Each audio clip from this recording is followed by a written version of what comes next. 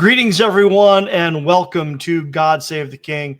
I am your host, Tim Keyes. I want to thank you for joining me on the Truth Be Told Radio Network, where you can hear my show every Friday night at 10 p.m. Eastern Time. Now, as my manner is, got a great show for you today.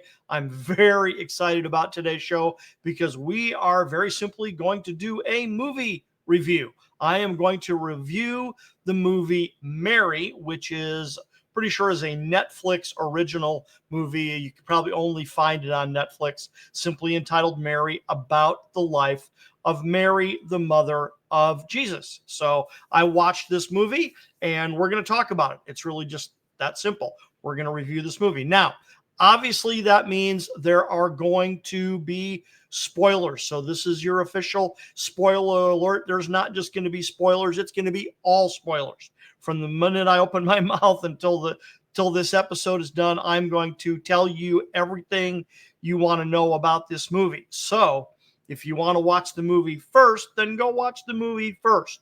But there will be a lot of spoilers. Now, before we get into that, just one small piece of business here. You know how this is. This is social media. So if you enjoy this show and this network in a video format, our preferred format is Rumble. So you can please find us on Rumble. Look for the Truth Be Told Radio Network page on Rumble, and then God Save the King.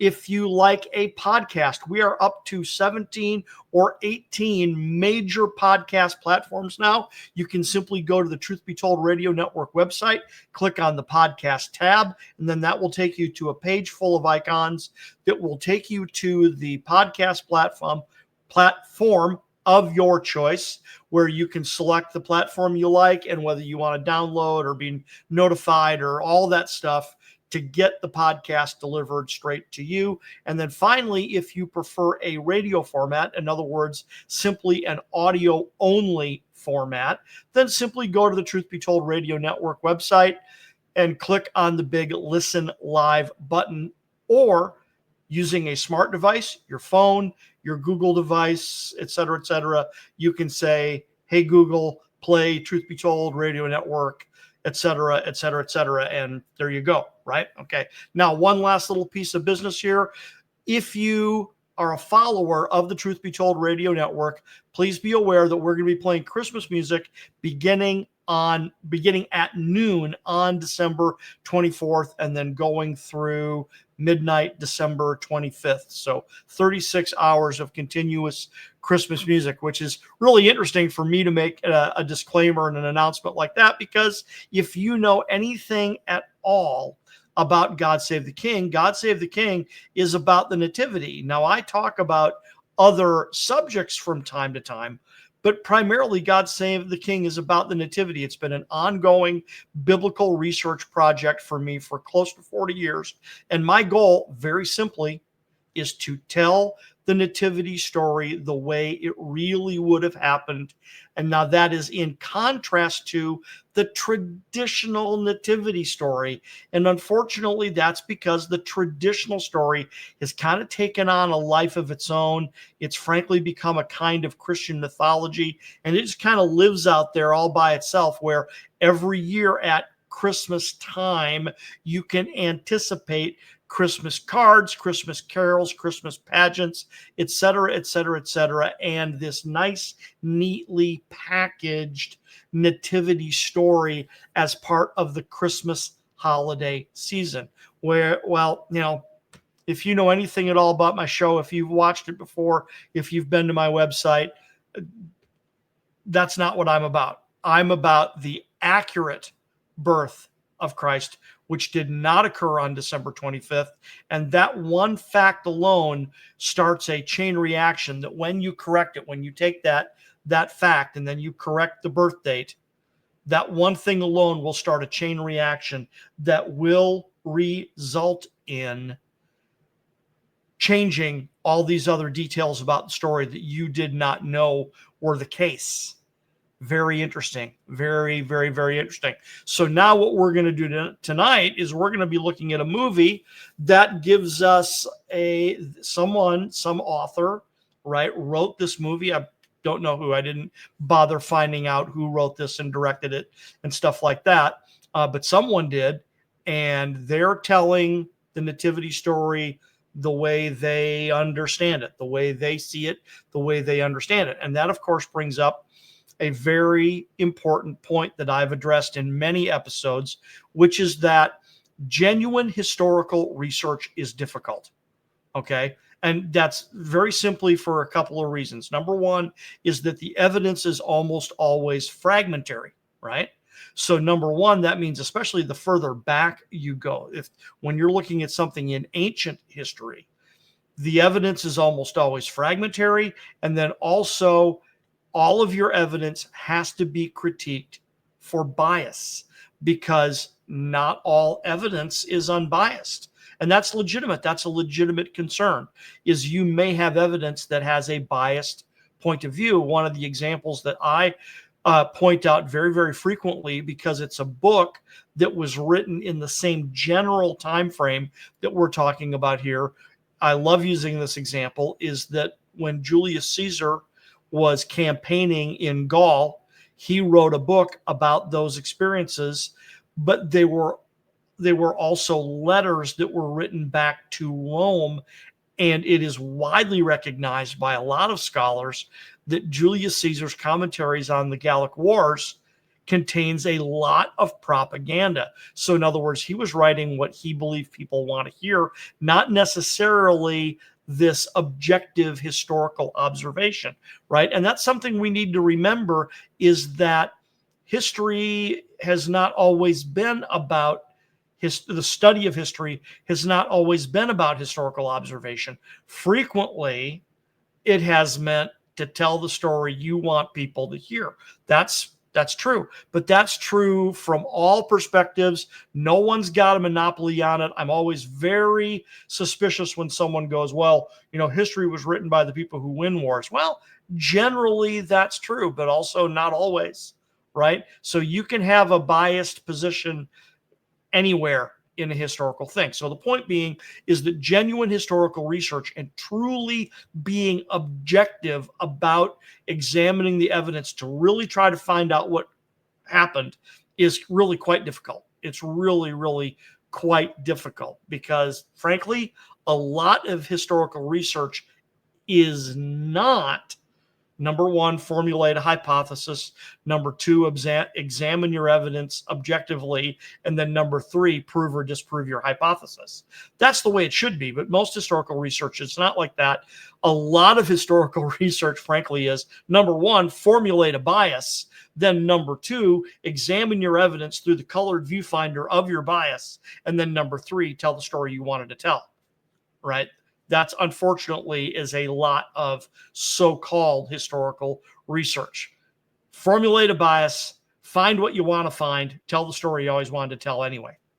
That's what passes for history altogether too often. So once again, genuine historical research can be rather difficult. But my ongoing goal throughout all of God Save the King has always been to try to tell the story as biblically and as historically accurate as possible. Okay. Now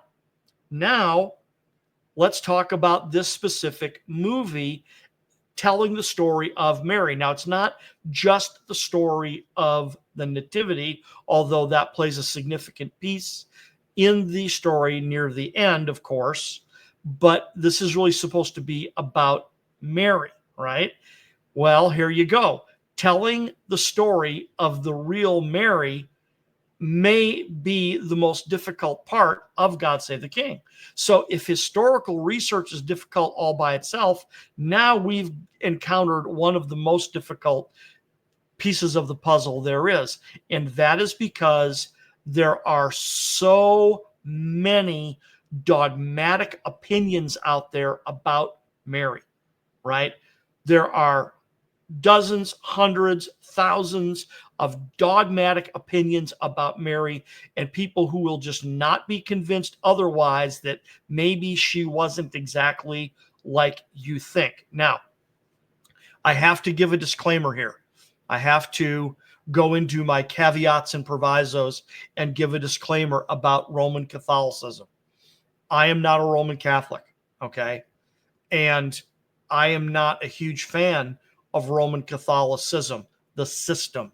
Okay. Now, I absolutely believe that there are many God fearing, Jesus loving, devout Christians who say that they are Roman Catholics. Okay. I don't doubt that for a minute. God looks upon the heart. That is not my job. There are lots of people out there who love Jesus who call themselves Roman Catholics. Okay. But I am not a fan of the system. I do not believe that the Roman Catholic system is biblically accurate. But my intention here is not to bash Roman Catholicism. It's not to bash Roman Catholics, but it is to tell the truth. It is to tell the truth. So I won't hold back when it comes to speaking what I believe is the truth about this. And there's a reason I did that, and that's because I just used the word dogmatic. Okay. See, now dogmatic, and I'm using the adjective form. Okay. When something is dogmatic using the adjective form, that means a person who is being dogmatic is inclined to declare something as if it is incontrovertibly true. That's what it means to be dogmatic. I'm stating XYZ, and I say it in such a way that I'm coming off as saying, this is the only possible conceivable way it could be. It's incontrovertibly true. That's what it means to be dogmatic. Another definition of dogmatic means to follow a set of rules no matter what. Okay. Another definition of dogmatic also is it means to be characterized by or given to the expression of an opinion very strongly, okay, as if it is fact when maybe it isn't fact, right? So these are all different definitions of the adjective dogmatic. So there are a lot of dogmatic opinions about Mary out there, lots of them, okay? Now, the adjective dogmatic also is defined as of or relating to dogma. So now what is dogma? The noun form. What is dogma? Okay. Well, dogma is something that is held to be an established position. Okay. Especially a definitive or authoritative tenet, right? So if something is called a dogma is an established fact, or it is, here you go, held to be established fact. Okay. Now that's the generic definition of the word dogma. Okay. So therefore, it can mean, similar to the definition of dogmatic, it can mean a very strongly held opinion that is not necessarily established fact. It is being held as an established position. It's being presented as an established position. Okay, that is a dogma. But then there is the Roman Catholic definition of dogma. That is what they use in Roman Catholic theology. So in Roman Catholic theology, a dogma is a tenet that has been infallibly defined by the magisterium as divinely revealed and is binding on all Roman Catholics on pain of anathema. Okay, now let me say that again. The Roman Catholic theological definition of dogma is that it is a tenet that has been infallibly defined by the magisterium as divinely revealed and binding on all Roman Catholics. Now, what that means is that if you're a Roman Catholic, your church that you follow the bishops and the cardinals, which that's the magisterium, and then the Pope, okay? You are declaring, you guys determine what correct doctrine is. When you declare it a dogma, then I must believe it. Period. End of discussion. in Roman Catholic theology, if you believe in a different doctrine than the magisterium, that's okay. They allow wobble room on doctrine. They don't allow wobble room on dogma. Okay. And as I said, it is binding upon all Roman Catholics on pain of anathema. Now, anathema means more than simply being excommunicated. It means being not just thrown out of the church, but you're declared unsaved and damned for all eternity. That's what anathema means. So dogma in the Roman Catholic Church is a really big deal. It's a really, really big deal. So some examples of Roman Catholic dogma are, number one, papal infallibility. Number two, transubstantiation, right? Number three, the Immaculate Conception. Now, that's the Immaculate Conception of Mary, not the Immaculate Conception of Jesus. Those are very different things. We might touch on it a little bit tonight, but it's the Immaculate Conception of Mary is a Roman Catholic dogma. The perpetual virginity of Mary is a Roman Catholic dogma, and the bodily assumption of Mary is a Roman Catholic dogma. Now, very interesting, dogma, the word itself, is an ancient Greek word that simply means a decree. And you actually find the word dogma in the Bible, and you actually find it in the Bible connected to the nativity story. Isn't that interesting? Okay. But you can see from how it's used contextually here that it may be an official declaration, but nowhere in this one is it binding on pain of anathema. For one thing, it's not made from an ecclesiastical authority, it's made from a civil authority. Okay. And that's in Luke chapter 2 and verse 1. We read, and it came to pass in those days that a decree, a dogma, went out from Caesar Augustus that all the world should be registered. Okay. Now, I highly encourage you to check out last week's episode on Roman theology, Roman imperial theology, part 1, and then check in next week and the week after as I continue to talk about Roman imperial theology, parts 2 and maybe 3, because I'm going to discuss this verse at length.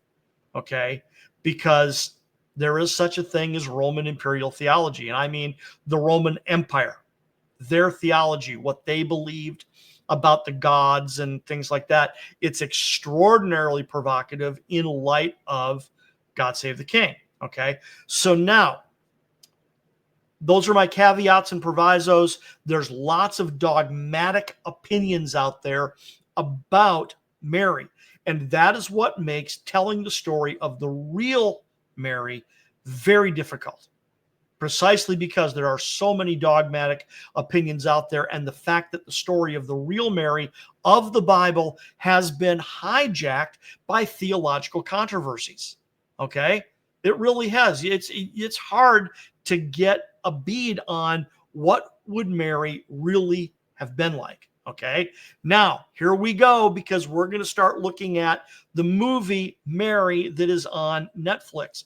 And I just said that the story of the real Mary of the Bible is very difficult to get a beat on, precisely because there are so many dogmatic opinions out there. And I said that the real story of the real Mary from the Bible has been hijacked by theological controversies. Well, here is my one sentence summary of this movie. It is only going to feed those controversies. It will not clarify or minimize them. It's only going to make those controversies worse. This is a horrible movie. Okay. It is not biblically or historically accurate at all. Okay. As a matter of fact, I joke about this kind of stuff. I can't tell you how tempted I was at the very beginning of the episode to say, okay, well, here's my review of the movie Mary by Netflix. Don't see it. Okay. End of show. Because it's not a good movie. It's really not. Now, what you may do now, because of listening to my show and listening to my critique, you could learn something by going and watching it now. Okay. You could listen to this show, listen to all the factoids that I'm going to share with you and say, okay, wow, not so much. And then now go watch it and go, wow, really? Oh, my word. Yeah. Oh, that's okay. Maybe I need to learn more about what the nativity really, really looked like. See, the irony is Originally, I didn't even plan on ever watching the movie. I really didn't. I only became aware of it a little while ago, and it was like, okay, I'm sorry, I'm not going to watch that. I'm not going to spend my time. And then certain things kind of shifted and moved and stuff like that. And I was like, okay, I need to. I need to watch the movie, and I need to tell my listeners what this movie is about and whether they should or should not waste their time watching this thing. Okay. Now, as we get into this, okay, I had when I watched this, I had my trusty notebook in hand, and I made, let's see if you can see it there, number 105. I made over 100 bullet points on this movie. 100 bullet points. Almost every one of them is negative. There's one or two that are like, wow, they actually did that right. There's a few, less than 5, where I was like, ooh, wow, cool, that was pretty good, right? Okay, but pretty much all of them are like, nope, that's wrong, that's wrong, that's wrong, that's wrong, that's wrong, that's wrong, that's wrong. Sorry, that's wrong. Now, but let me point this out. I'm trying very hard here. I tried very hard when I watched the movie, and I'm trying very hard now not to object to either poetic license, okay, artistic license, because when you make a movie like this, there has to be some artistic license. So if and when we encounter that, I'm going to try to point that out and say, hey, this was artistic license. So, okay, fine. They're entitled to do that. Okay. Also, I'm going to try very hard not to make a big issue out of a legitimate hypothesis that I simply disagree with. That's something else entirely as well. Okay. So, because this movie could have been, okay, I could have watched it and thought, oh, wow, well, I really don't agree, but I see what they're trying to do there. And hey, good for them, right? Da da da da da da. But the bottom line here is that if you're going to make a movie like this, and by making a movie and by putting like superscripts down at the bottom and, you know, like dates and locations and stuff like that, okay, then unless they're going to put a giant disclaimer in the front of the movie that says based on true events, okay, not right, because this is being portrayed as, I mean, they open up the movie and they say, you know, Mary is narrating. You got the actress who's playing Mary on camera, and she says, you think you know my story. Well, you don't. And now the irony is that's one of the parts of this movie that's true. You probably think you know the story about Mary, but you know what? You don't. But you know what? This movie isn't going to get you any closer. It's only going to take you further away. It's horribly inaccurate. So let's start right at the very beginning. Here you go, right at the very beginning, the first superscript, Sinai Peninsula, AD 1. In other words, the year 1. Okay. Well, Jesus was not born in the year 1. He wasn't born in the year 1 BC. So you already have huge issues because their dating is off. Okay. Now, maybe they were avoiding the controversy. Okay, but they're off by enough that it merits me pointing it out and going, nope, sorry guys, your dating's off. Jesus was not born in the year 1. Okay, he wasn't. Now they avoid December 25th like the plague, so I do have to give them kudos for that. There is no implication that Jesus was born like in the winter or something like that. So that's actually kind of good on them, right? But very first thing, Sinai Peninsula, AD 1. There you go. So right out of the gate, you got a problem with the timing. Okay. Number two in my notes is, you may think you know my story, but you don't. Okay. Well, that statement's actually true. It's just too bad this movie is only going to make matters worse. It's not going to make it any better. Okay. Mary narrates and she says, my father Joachim, right? Joachim. Okay. So here we go. Now we got to dive right into it. She says, my father's name is Joachim. Well, where does that come from? Well, that comes from a 2nd or 3rd century pseudepigraphal document called the Proto-Evangelium of James.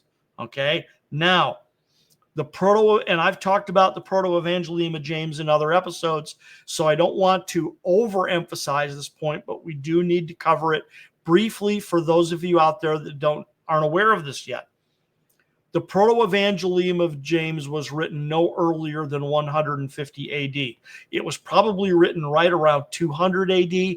It may have been written as late as 250 AD, okay? It was definitely not written by James. The James in this case is that the document claims to have been written by James, the Lord's brother. But he had been dead at least 100 years before this book was ever written. It is fiction. It is fiction from word one to the end of the document. Okay. Now, the writer is clearly and obviously very familiar with both the Old and the New Testament, and they borrow from the Old and the New Testament, and they mix the stories together, and they change the names to invent a story about Joachim, Anna, and Mary. Okay. They're borrowing from Hannah. They're borrowing from Abraham and Sarah. They're borrowing from Elizabeth and Zechariah. They're borrowing from all these stories, and they just take, well, we'll take a little bit of this and a little bit of that and a little bit of this. We'll mix it all together, and it'll sound like a really good biblical story because every other sentence is a biblical motif. In other words, it's actually too dense. It's way too dense with biblical motifs.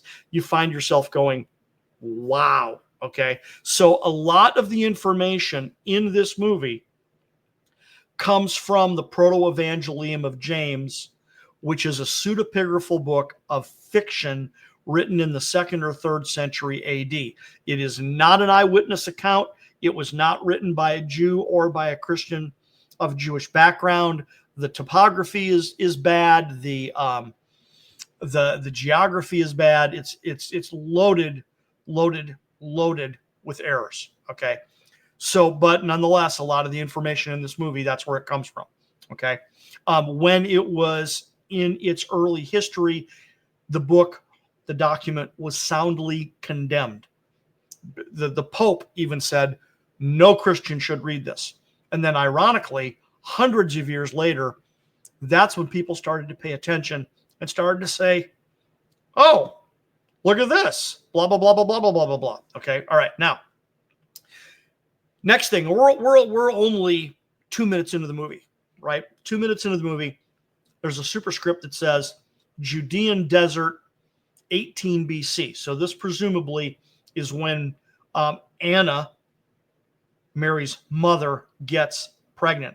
And we're told that Joachim goes into the desert for 40 days of fasting and repentance, that he is being denied a child as punishment.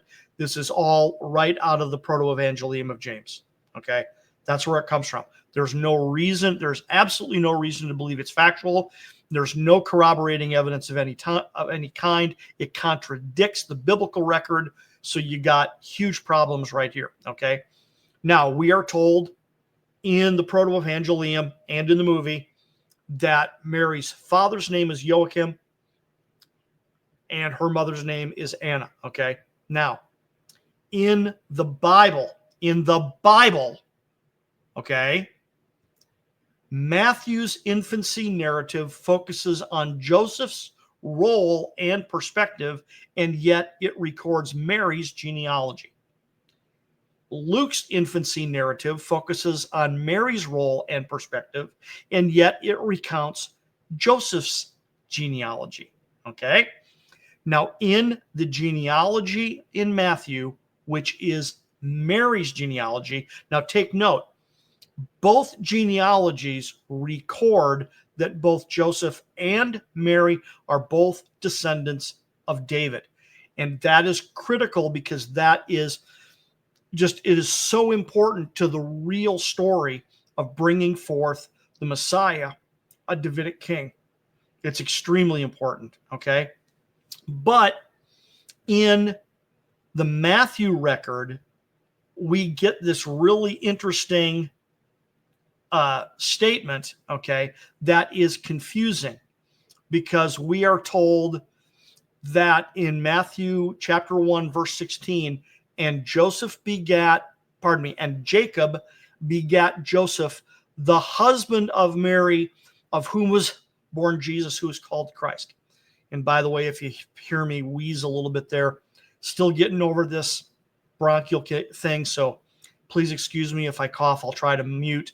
If you're on audio only and it goes dead silent, just keep listening. I'll be back in a second after I'm done coughing, right? But the point of this, and I don't want to belabor it, I just want to tell it to you and then keep moving, is that we've got a translational error here, okay? There's a translational error in Matthew 1:16. The word husband is a translation of the Greek word andra, okay? And the root word of andra is aner. Now, aner has a variety of meanings that are determined in part by context, okay? In part by context. But the primary meaning of aner is always an adult male, a man, okay? But now if you look at the same verse in Aramaic, the word that corresponds to aner is the Aramaic word gavra, and gavra means mighty man and is always a reference to the head of the household, the father, okay? So when you're reading so-and-so begat so-and-so who begat so-and-so who begat so-and-so who begat so-and-so, that's your context, that's your pattern. So to all of a sudden out of nowhere go, Joseph, the husband of Mary, doesn't fly. It's Joseph, the father of Mary, okay? Because if it's not, then the genealogy is like, it makes no sense whatsoever. But the whole point being is we're given Mary's father's name in the Bible. Her father's name was Joseph, okay? Now it's a little confusing because you got Joseph and Joseph, and how do you keep them straight? Oh, blah, blah, blah, blah, right? But there it is, okay? So moving on, okay? And I'm going to start burning through a lot of these things pretty quickly because I'm just going to point out things that are factually inaccurate, okay? And then try to take a moment to talk about them at least a little bit, okay? Because, hey, this is how we learn. You know, this is how we learn, okay? Now, Joseph prays to God, how have I offended you? Interesting prayer. Then he gets a vision of a man in blue clothing, who I'm just going to simply call the blue man. And the blue man is supposed to be the angel Gabriel. Okay. Now, this is artistic license. Fair enough. Fair enough. Artistic license. I get it. And man portraying an angelic visitation on screen, that's tricky. I mean, I've been imagining how I'm going to do it when I get around to doing it, but it's tricky, okay? So they decided to have Gabriel dressed in blue. He appears to a variety of characters. It's their artistic license on how to identify Gabriel quickly and easily. Okay, fair enough. The irony here is I did not find their treatment of angels mysterious, which I get it. You would kind of want to do that. I mean, what does an angel look like? Do we really know? Okay. The Bible says they appeared in white. So where you get the blue from, right? And that they were frequently mistaken for men. So apparently they look a lot like humans. But then again, also at the same time, every time angels appear, it's always fear not. So there's something about them that men put their faces in the dirt as soon as they see them, you know? So interesting, because I didn't find their treatment of angelic visitation persuasive. I didn't find it mysterious. I found it creepy. So that is my opinion. Okay, artistic license, there you go. So there it is. All right. Now we're only 2 minutes into the movie. Okay. Now, Joseph has a vision of Gabriel. His wife, Anna, has a vision of Gabriel. Okay. That's how they know their prayers have been answered. Okay. Blah, blah, blah, blah, blah, blah, blah. So next thing you see another superscript that says Jerusalem, 17 BC. Okay. And they remark about how it sparked an uprising. Okay. Well, I'm a pretty thorough student of this period of time, and I do not know about an uprising. I know about the general unrest of the population against Herod, but there weren't a lot of uprisings. So I don't know which uprising they're referring to here. Okay, moving on. Next thing, Sir Anthony Hopkins plays Herod, okay? Now, I love Anthony Hopkins. I actually think he's a great choice for Herod. I'm just trying to figure out whether it was the writer or Hopkins that made this performance so awful, okay? Because if he was simply doing what he was told, okay, fine. Also, if this is his opinion of how Herod was, okay, fine, artistic license, but I don't think they get him right. I don't think he's very arrogant, and not that Herod wasn't arrogant. Herod was arrogant, okay? But I just don't think they play him right in the dynamics of what would have been happening here, okay? Also, and I get this is a movie thing that maybe you do or don't have the money. Herod is the same age regardless of what time frame they show him in. So they show him in 17 BC and then they show him in 6 BC, and he's the same age, okay? He looks 75 in both time frames when he only would have been about 55 in the earlier one, if that one was correct. Now, that one is also challenging because in the context of the movie at the time, he talks about rebuilding the temple, okay? Well, he started rebuilding the temple in about 22 BC, so about 5 years too late on when the temple began to be built, okay? Next thing you encounter is they talk about Aristobulus, the high priest, okay? Now here, once again, the historical timing is way off. There is no Aristobulus who is high priest at this time, okay? Now there are several different men named Aristobulus who are relevant to our story, okay? Aristobulus the first was a high priest and king of Judea in 104 BC. Aristobulus II was one of two Judean princes, the sons of Alexander Jannaeus and Queen Salome Alexandra, who went to war, civil war with each other over the throne, okay, that opened the door for Herod to become king, frankly, right? That's Aristobulus II. Aristobulus III, which is apparently who they are referring to here, was Herod's brother-in-law. It was the brother of his second wife, Mary Amne. The problem is this is being portrayed as about 17 BC. He was killed in 36 BC. So you're about 20 years off. They also show him being murdered by one of Herod's secret police, so to speak. And he's stabbed in the movie. In real life, he was drowned, okay?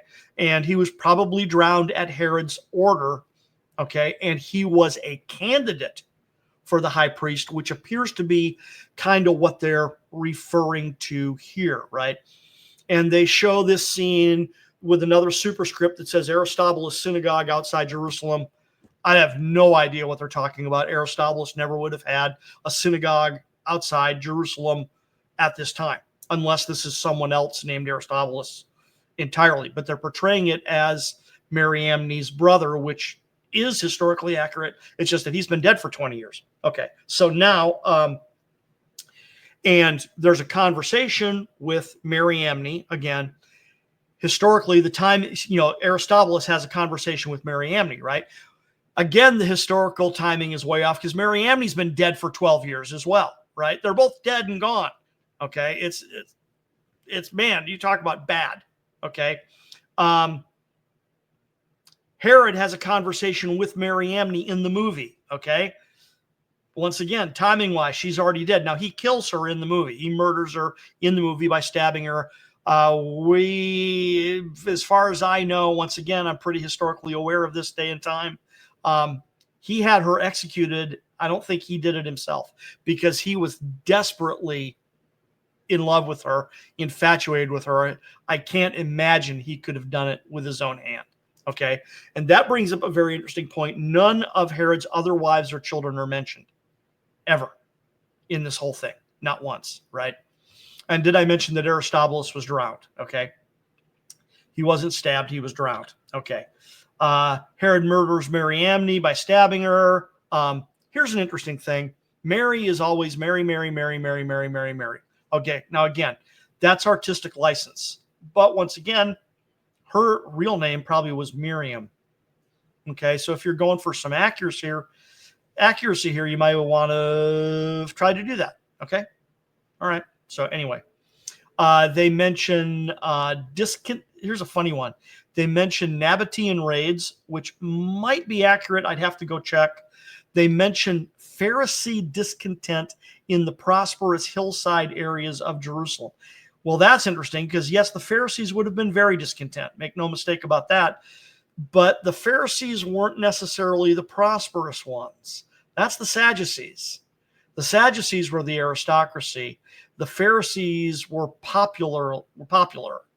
They were popularists, okay? We get to see Herod's sister. She's way too young, okay? She would have been of a vaguely similar age to Herod, probably within no more than 10 years maximum, okay? I'm pretty sure she was next after, because it was Faisal, Herod, Joseph Salome, or Salome Joseph, I'm not sure. But Antipater had his kids in pretty quick order, okay? So she's way too young, okay, way too young. Let's see. We're given the name of Herod's captain of the guard as Marcellus. There's the outside possibility that's accurate, but I don't think so. Okay. Consistent use of a horse-drawn wagon repeatedly. Okay. Is it possible? Maybe. Is it likely? Hard to say, but it's in there all the time. Let's see what else we got here.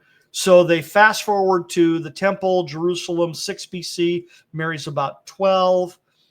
The costumes are a little over the top, in my opinion. Not so sure they're accurate. But when Mary comes to the temple in 6 BC, she is met by the prophetess Anna. Now, this is before Jesus is born. There's no legitimate record that Mary would have known Anna before Jesus is born. This is the Anna that she meets in the temple when they take Jesus there to dedicate him, okay, in the infancy narratives, right? But she appears to have authority in the temple, and that's weird, okay? Probably very unlikely, okay? Very, very, very unlikely. She has like legitimate authority, not the authority of wisdom, which that she would have had if she was a prophetess in the temple, right? And from the record that we can read, we're told that she lived in the temple for an extended period of time, right? From her maidenhood, from her when she was married. I think her husband dies, isn't that right? She was widowed, right? And her husband passes, and then she lives her life in devotion to God in the temple. So yes, she would have had the authority of wisdom, but I mean, she tells off certain people in the movie that I'm not so sure that would have been the way it could have happened, that she could have, quote unquote, ordered them to do things and that they actually would have done it. Okay. We have a confrontation between the devil and Mary in the temple. That's very interesting. And part of the reason it's interesting is because the devil accuses Mary of being a zealot, a traitor in the king's temple, he says, right? In other words, a traitor to Herod. So you're a zealot because you're a traitor to Herod. And the funny thing is that Mary goes, well, she defends herself by saying, well, there's only one sovereign, and that's God, and I am devoted to God. The irony is that Mary would have been a zealot, okay? As someone devoted to the restoration of the Davidic kingdom, that makes you a zealot, okay? So actually, Mary, so she's accused of being a zealot and a traitor, and from a certain perspective, she absolutely was a zealot and a traitor, okay? So that's kind of interesting. They show the erection of a golden eagle in the temple by Herod. Herod did actually do this. The timing does appear to be about correct. Okay. So no real big deal there, but he does, a Hail Caesar at that time. Not sure that would have been correct, because why inflame the citizenry? Okay. I mean, he dedicated temples and monuments and all kinds of things to Caesar all over Judea, which, yes, no question, enraged his Judean subjects. There's no question about that. Caesarea Maritima, that's an entire city, an entire port city built for Caesar, dedicated to Caesar. Sebast, which is the Greek word for Augustus, okay, which is the ancient city of Samaria, was rebuilt by Herod and dedicated to Augustus, right? I mean, there's no question that Herod was devoted to Roman imperialism, but he was also a smart man. He was not foolish. Installing the eagle was pretty foolish, but then to stand there and go, "Hail Caesar," I don't know about that, right? There are religious authority figures that we have to assume to be priests, but we're never kind of like really told exactly who they are. Also, you see Mary existing with this group of girls, which are supposed to be temple virgins. Okay. I've been studying Judaism for a long time. I'm not aware of anything quite like this. I mean, there's some vague references to temple virgins, but this is a throwback to, Roman practices, not Jewish ones. Now, you find me the hardcore documentation, I'll change my mind, but you better have your evidence wired tight, not just some vague reference, okay? We're then introduced to a character named Bava ben Buta. Bava, B-A-V-A, Ben, B-E-N, Buta, B-U-T-A, Bava ben Buta. Now, in history, he was called Bava ben Buta or Baba ben Buta, and he was apparently a real person. We are introduced to him as the high priest. He was not the high priest. That's historically inaccurate. He was never the high priest. Was he a priest? Yes. Was he a disciple of Shammai? Most likely. Was he a member of the Sanhedrin? Most probably. Okay. Was he high priest? No. Because the high priests were appointed by Herod, and they were his allies, not his adversaries. Okay. So this is problematic. This is a real person, but they gauge in a little more than artistic license with him. Now, there are two traditions regarding him. One is that he was executed 20 years earlier. Okay, so if that tradition is the one that's actually correct, then, okay, you got a problem. But the other tradition about him is that Herod blinded him. And they show you this in the movie, okay, that Herod asks him about porcupines, and he says he doesn't understand, and then he puts a crown of porcupine quills on his head, and then they screw the porcupine quills into his skull, and it blinds him. Okay, so apparently they're going off of that. But yeah, Bava ben Buddha was a real dude. Okay. Like I said, the high priests were appointed by Herod. They were his allies, not his adversaries. So that's problem. Very interesting scene. Mary makes eye contact with Herod, and Herod has a vision. So it's like Herod knows that there's something about Mary, right? Okay, pun intended, by the way. Again, Anna confronts the captain of the guard. I got a problem with that because Herod's bodyguard were foreigners. He deliberately brought in foreign mercenaries as his bodyguard. Number one, they may or may not have understood a word of what Anna said. And number two, they wouldn't have cared. If they were on official business protecting Herod, they wouldn't have cared, a rodent's posterior for what Anna would have said, right? Here's an opinion one, right? This is an opinion. The actress they cast as Mary has piercing blue eyes. Now, did Mary have blue eyes? We don't know. Could she have blue eyes?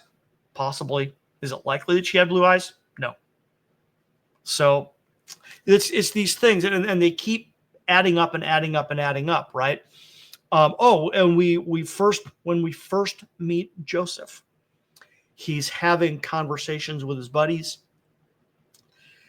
and they say, "What do you mean you're not devoted to the cause?" And Joseph goes, "What cause?" Meaning standing up against Herod, right? Joseph would have been all about the cause. Okay. He was of the tribe and house, the tribe of Judah and the house of David. He was devoted to the maintenance of the Davidic bloodline. He would have been all about being against Herod. He might have been quiet about it, but internally, he would have been all about it. So we're running out of time here. I can't go through the whole list. I'm only about halfway through a list of over 100 items. I'm never going to get to them in time. But let me tell you this. When you get towards the end of the movie, Mary is publicly discovered to be pregnant, and they make a big deal about this. And this is really problematic because I do not believe that Mary was ever publicly discovered. I believe that Joseph knew because she told him and only him. And he was the only one who knew. Okay. And that they determined to leave Nazareth before she started to show so that no one ever knew. So they make a big deal about it. They try to stone her. I mean, Joseph faces down a mob, which would have been really difficult because if a mob was determined to stone her, they would have stoned her. Joseph wouldn't have been able to stop them. That's really hard, right? That's very, very, and all kinds of problems with that. She visits Elizabeth. Elizabeth isn't really old enough. This is interesting. Herod talks to the dead Mary Amne. After he's killed her, he talks to her. Now, that probably did happen. Herod did try to do that. Mary holds the newborn John the Baptist. Scripture doesn't really appear to read this way, but it doesn't mean it couldn't have happened. Interesting. By the way, all of this takes place in Jerusalem. Joseph and Mary are not from Nazareth in this thing. It's pretty rough. See what else here. Oh, the eagle is torn down, but again, the timing is all wrong. The eagle was in fact torn down, but it was torn down within a very few weeks of Herod's death. Okay. Joseph and Mary would have already been in Egypt when the eagle came down. Okay. It was that close to Herod's death. They don't portray Herod as sick. Okay. By the time of the eagle incident, Herod was dying, straight up dying, right? Straight up. Okay. So he's not portrayed as sick. You never hear a peep about his other wives or other children. None of it. Okay. Which, once again, I can understand that for artistic license, but wow. Okay. We're told that the star is a single bright star, brighter than any other. We know that's not true. All that would have done was attract attention. Okay. That wouldn't have attracted only the attention of the Magi. It would have attracted the attention of everybody. Okay. It's three kings. We're given their names. It's the traditional names of Balthazar, Gaspar, and Melchior. We'll do that in another episode. They are turned away from multiple motels in Bethlehem because Bethlehem is packed. Okay. There was a time when I believed that because I thought the timing indicated that Bethlehem might be very full because of the festivals. But I've kind of changed my tune on that because I have learned more about what it really would have looked like. But in the movie, they claim that Bethlehem is packed because everybody's there for the birth of the Messiah, that the word has gotten out that the Messiah is going to come. So everybody's in Bethlehem waiting to see it. So Joseph goes to all these different motels and keeps getting turned away, right? So he gets turned away from multiple hotels. Mary is attacked by the devil in Bethlehem. There's no shepherds or swaddling clothes. The Messiah is reported to Herod, okay, who says, "Bring him to me alive." Interesting. You've got cavalry galloping off to Bethlehem. Bethlehem is in a panic because of what's going on. Joseph is not warned in a dream. He's just warned. Okay, but he's not warned in a dream.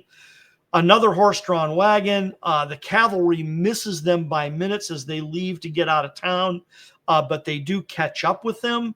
the Gestapo, the secret police, and they look very Roman, too Roman. Okay. Now, Herod would have been very influenced by Roman culture. His army would have been very influenced by Roman, but they look too Roman. Okay. In my opinion. Okay. Now, anyway, but they catch up with them. There's a fight. Joseph kills Marcellus, the captain of Herod's guard. There's no indication that that's true. And he and Mary gallop away on the back of a horse through the flames. Very, very exciting, right?